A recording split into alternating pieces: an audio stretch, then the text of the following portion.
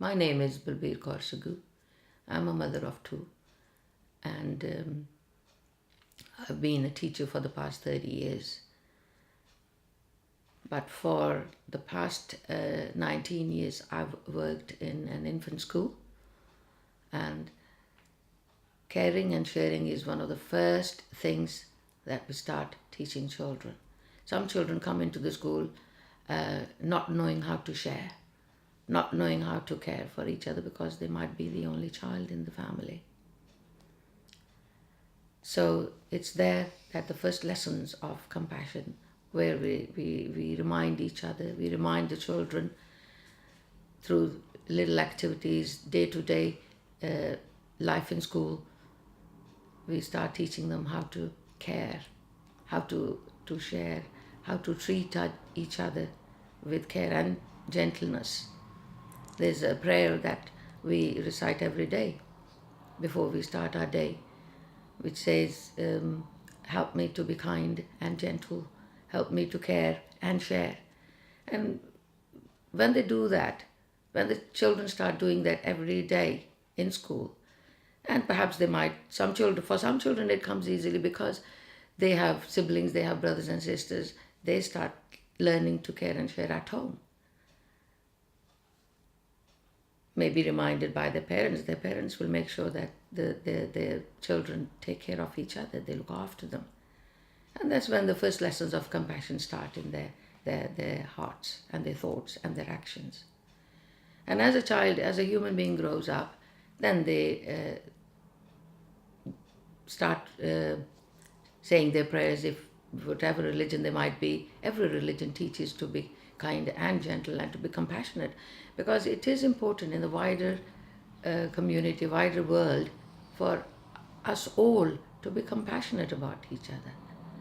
You don't choose to be compassionate to somebody. When you have compassion for everybody.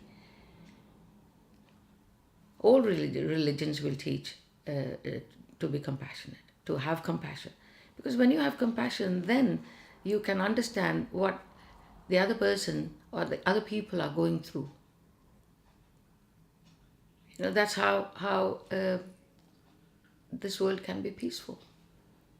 To have compassion, to care for each other, to care for countries. Like some countries will take care of other countries. But at a personal level, compassion is very important, and every religion will have lessons and reminders where they tell people that, to have a happier world, to have a happier place to live in, be compassionate, have compassion.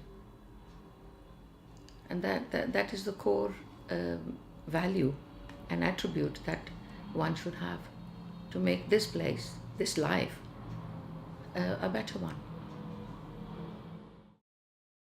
Caring and trying to do a good thing. Well, there are lots of compassionate people. There are lots of people who go out of their way to take care of others. Sometimes they're not even, they just, come across each other, not knowing them or anything, yet they will do anything or everything for them to make them say, to offer them homes, to offer them food, to make sure that they are comfortable. And in school, when we see this very often, when there are some children who will, take care. Well, suppose there's a new a child who comes into school and very upset and having to leave their mom. They have to come into a classroom where they don't know anybody. But then there will be some children who very quickly will try to look after them, talk to them, if they need anything, if they're feeling sad. They might even sit and hold each other's hand. That's what I tell my infant class children, that take care, look after this person, so that she or he doesn't feel sad. And the children do, and very quickly, within no time, that little child is happy, because he knows. Because I think that is very important, to know that you're not on your own, you're not alone.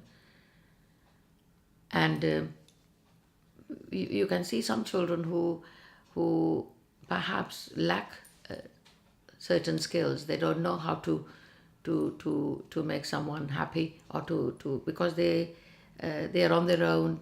They are selfish. They don't know how to care or share. And some children might come from families where there's a lot of maybe trauma, like divorce going on. There's lots of shouting, and so there's that lack of gentleness or care that children from very young on need. And if it's not there, they don't know any better. Then they come into the classroom, they don't know, and they might just want their own way. They throw tantrums, they'll maybe hurt the other person, they'll grab, they'll not know how to ask politely if they wanted something from each other. So that's when the first lessons of compassion, taking care of each other start. Compassion itself means, you are kind and you're gentle.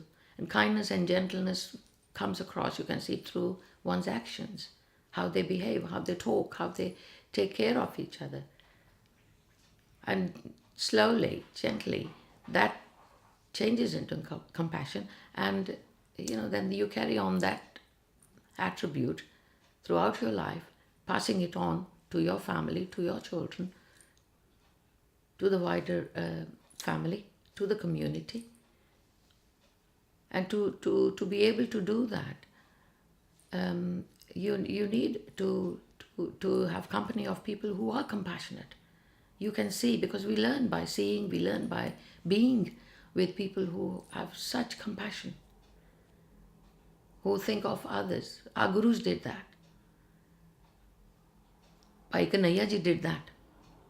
He had compassion in his heart. He didn't see whether he was looking after the enemy, whether he was giving water and reviving the enemy soldiers, because he had compassion. He had compassion from our 10th Guru. And when he went, the others went and told the Guru that Bhai Kanhaiya ji is reviving our enemies and they are standing up and fighting back. And the Guru gave Bhai Kanhaiya ji bandages as well. He said not only give them water, but bandage them, heal their hurts. And that's the biggest compassionate lesson that we have in our Gurbani and religion. Compassion doesn't know enemies or friends. Compassion is there for everybody, even for every living thing. Some people are so compassionate that they don't want to step on tiny ants even. They won't wear shoes. They'll walk about bare feet. Compassion can go to any extent.